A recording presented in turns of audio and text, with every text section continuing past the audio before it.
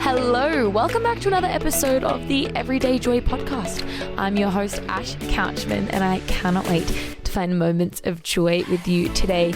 If you've been loving the podcast, doesn't matter if you've been listening for years, months, weeks, or maybe this is your first time listening, whatever it is, would you go and give us a 5-star written review? Would you tell everyone why you love the podcast, how it's helped you in your faith, how it encourages you each and every day, just to help more people find out about the Everyday Joy podcast?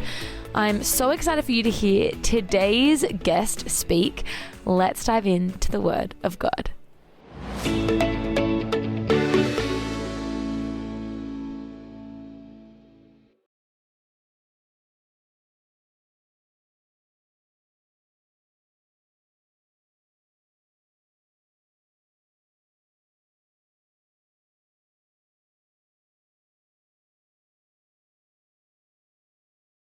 Have I not commanded you? Be strong and courageous. Do not be frightened, and do not be dismayed, for the Lord your God is with you wherever you go. Joshua 1 verse 9. Lovely, Kate. I'm so happy to have you on the potty all week long. Now, we were just kind of joking about it, but I will touch on it for a moment. You and I are both worship leaders. We both love to sing. Mm-hmm. You, however, are a singer, songwriter, producer, all the above.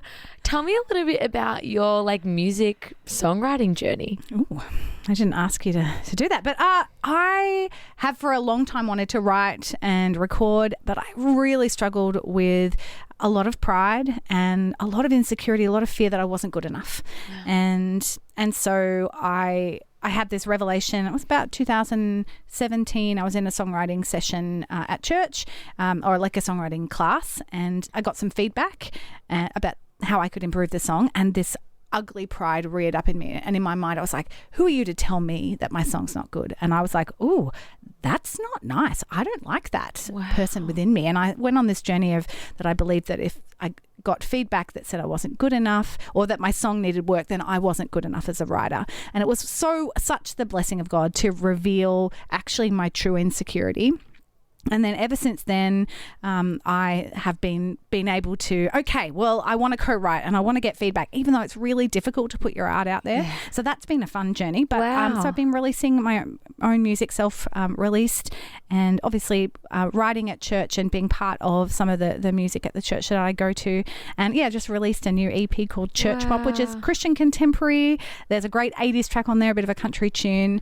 But I think most of all, again, we were talking last episode about this whole thing of sort of positivity and, that we've got joy for our lives, that we get to share that. And actually that's a lot of what the music's about. Like, how do I encourage women to believe what God says about them? So there's a kind of a big theme there. Incredible. And it's so much fun to do and crazy to take that risk and step out. But you know what I love is so many of us, and I'm sure there's so many people listening who go, man, I had this dream once and I thought about it and I felt like God was on it, but I was so afraid of what people would think, or I was so fearful, or I was so insecure, or for whatever long list of reasons why it didn't happen, we stopped ourselves from taking that step.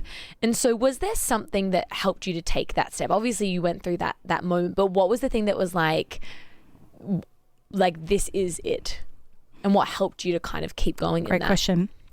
It was community. It was realizing that I shouldn't do this on my own. Even if I could, I shouldn't. Because doing it all on my own means that I'm the only one that celebrates. Yeah. I'm the only one that was a part of it. I'm the only one that wrestled it. And so if it succeeds or fails, it sits on me. But if I do it with others, I actually benefit from the strength, the experience, the expertise of other people, and then we all get to celebrate or commiserate together. And so that's been a huge change. And I started doing this when I was 35. Wow. So I went through those ideas of am I too old? Not that my goal is to have a Taylor Swift kind of world. I definitely don't want that. That's too much. And I don't think, to be honest, that we're made for that amount of glory and fame. I don't think it's good for us.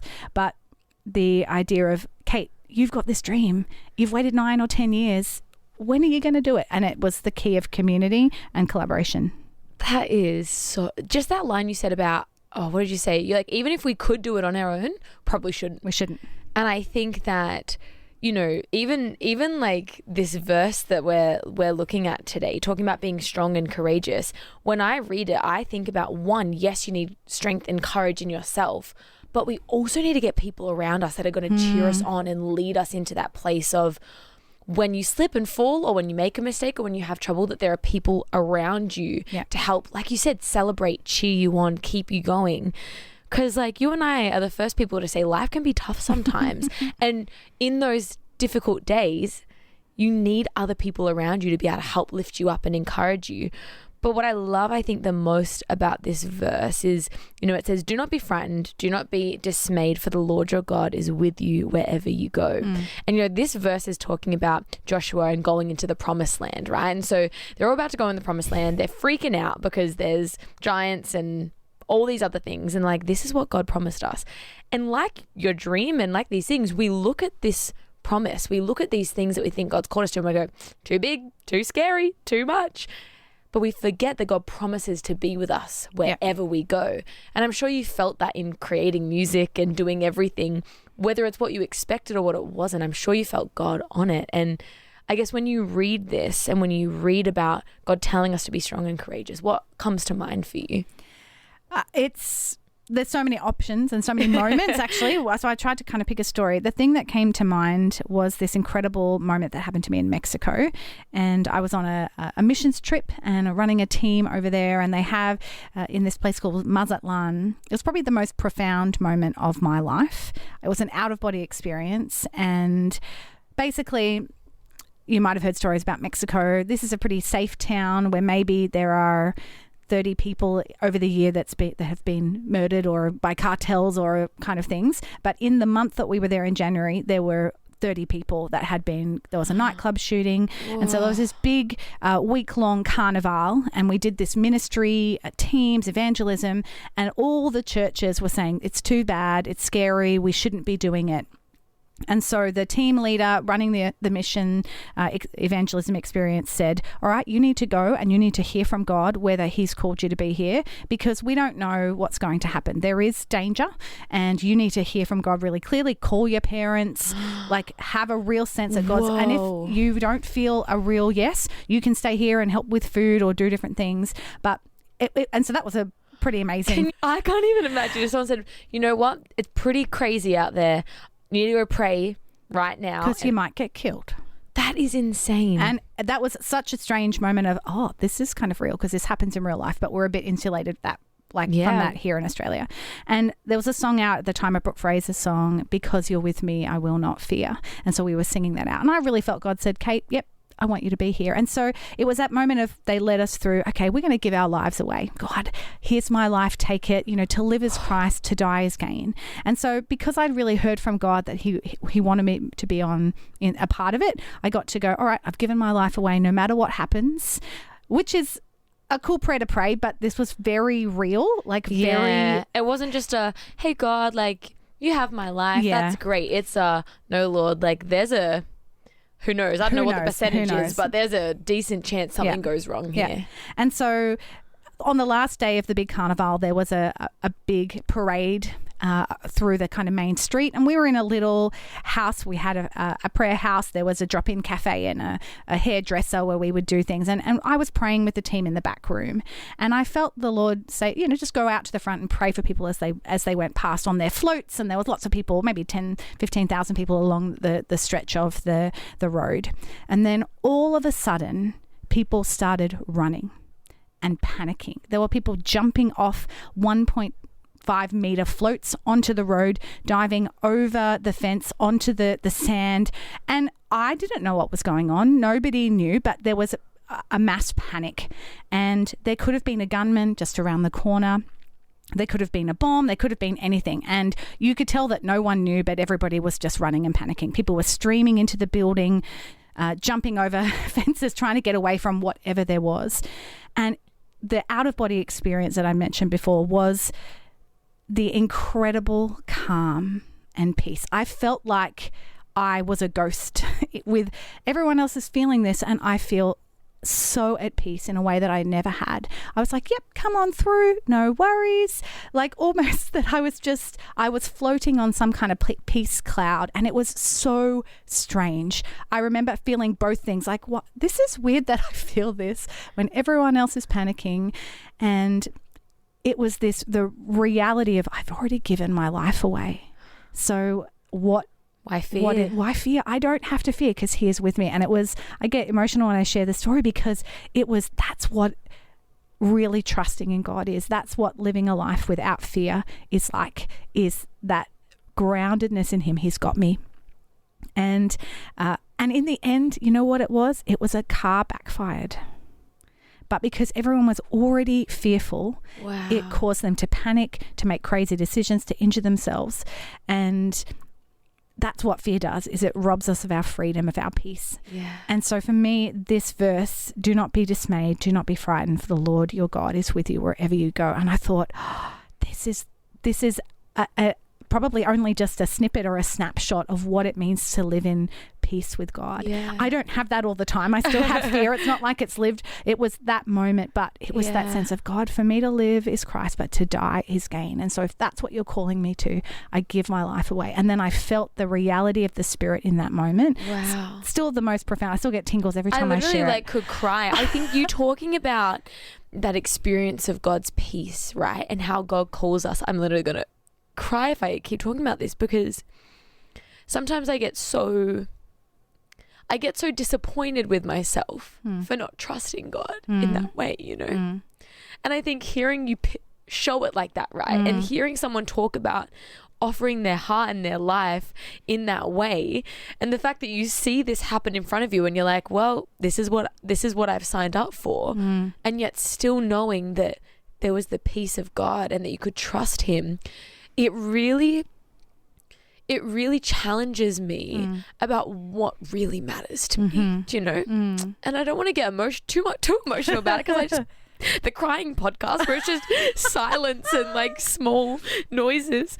But I just think that we waste so much life being fearful. Yeah. And I waste so much life being fearful. And this scripture and just that picture that you've shown us through talking about that, it's really a moment of needing to learn to figure out what matters. And if all that matters is Christ, obviously, like you said, there's still times where we're fearful. It's a natural response. It's a natural part of life sometimes. But I think this verse needs to be rooted in our hearts, that we don't need to be fearful, that we can trust that he is with us and going before us in everything. Okay, I just can't get over how insane that story is. Isn't it? Every time I share it, I'm still impacted, because I didn't know what was around the corner. But I think for all of us, if we think about, like, we're not all going to have a Mexico gunman story, which is a car backfire story, but this whole thing of what's going to make decisions for us. Is it our fear or is it our trust in God? And so when I notice that the outflowing from that moment was, okay, I don't want to let fear to make decisions for me. And so when I recognize that I'm fearful and that I'm making a decision out of that fear, I don't always do it, but I'm definitely more aware of, hold on, what's deciding this for me? Is it the love of God, the trust of God, the knowing who he's made me to be or what he's spoken about me, or that, God, you're with me. I don't have to be afraid. And again, that's the whole thing of renewing our minds, changing how we think. And so that's been the outworking of that crazy moment in my life, is what's going to make the decisions. Is it the fear or is it the trust in God? And so it's always that invitation for all of us every day. Am I going to fear in this relationship? Am I going to fear and worry about money or about my future? Or am I going to say, God, because you're with me, I will not fear? And I love that song, and people go and listen to it. My hiding place, my safe refuge, my treasure, Lord, you are my friend and King, anointed one. He's the most holy one. And again, it's about lifting our eyes up off our circumstances, choosing to trust him, and then choosing to receive the peace that he gives us so freely, so wonderfully, and deciding not to let fear make decisions for us.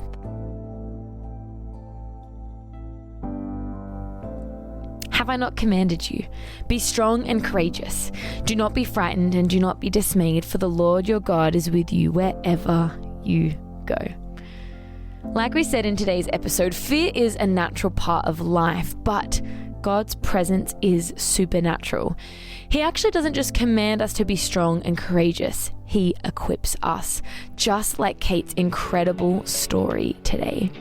When you're tempted to shrink back, remember and hear his voice whispering that he is with you wherever you go, and let his courage carry you.